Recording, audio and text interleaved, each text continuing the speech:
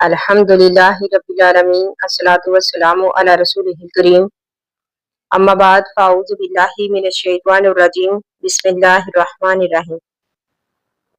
मोअज़्ज़ज़ सामियात, आज की वीडियो में हम बात करेंगे एक अहम मौजू के बारे में। वो मौजू है दुआ कबूल होने की 7 अहम शराइत। तो मोअज़्ज़ज़ सामियात, क्या आप भी दुआ करते हैं मगर महसूस होता है कि हमारी दुआएं कबूल नहीं हो रही? क्या कभी आपने गौर किया कि ऐसा क्यों होता है?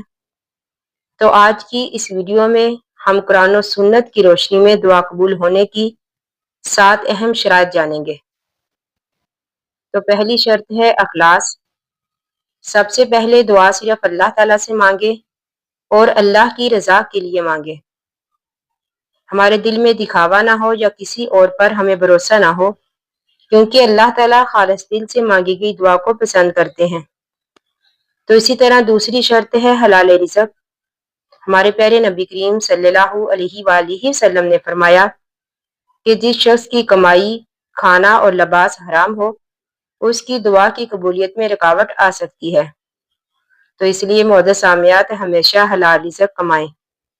तो इसी तरह तीसरी शर्त है अल्लाह ताला पर कामल यकीन रखना। दुआ करते वक्त ये यकीन रखे कि अल्लाह ताला जरूर सुनता है और वही बेहतर फैसला करता है। कभी भी अल्लाह ताला की रहमत से मायूस ना हो। तो इसी तरह चौथी शर्त है गुनाहों से सच्ची तौबा। हम सब से गलतियां होती हैं। दुआ से पहले अल्लाह ताला से अपने गुनाहों की माफी मांगे। तौबा जो है दिल को पाक करती है और दुआ की कबूलियत का सबब बनती है। तो इसी तरह पांचवी शर्त है सब्र करना। बाज़ औक़ात दुआ फौरन कबूल नहीं होती, तो इसका मतलब ये नहीं कि अल्लाह ताला इस दुआ को रद्द कर देते हैं। अल्लाह ताला अपने बंदे के लिए बेहतरीन वक़्त पर बेहतरीन फैसला करते हैं। इसलिए मोअज़्ज़ज़ सामिया, जल्दी ना करे बल्कि अल्लाह ताला पर भरोसा रखे। अल्लाह ताला से हमेशा दुआएं करते रहें।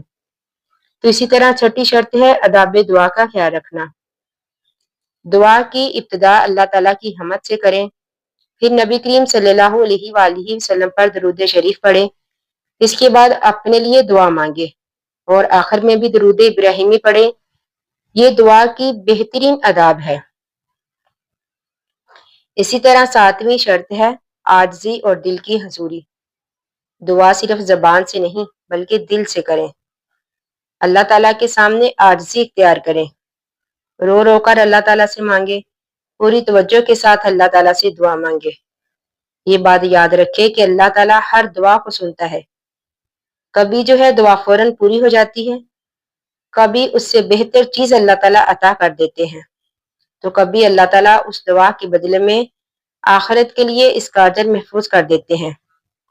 इसीलिए दुआ करना कभी ना छोड़े, हमेशा अल्लाह ताला से दुआ करते रहें, इसी यकीन के साथ कि वो अल्लाह ताला अपने बंदों की दुआओं को जरूर सुनते हैं। अल्लाह ताला से दुआ है कि अल्लाह ताला हमें दुनिया और आखिरत की भलाई अता करे, हमारी दुआओं को अपनी बारगाह अंदर कबूल करे। आमीन सुम्मा आमीन। आखिरु दावाना अनिल हम्दुलिल्लाहि रब्बिल आलमीन। अस्सलामु अलैकुम व रहमतुल्लाहि व बरकातुहू।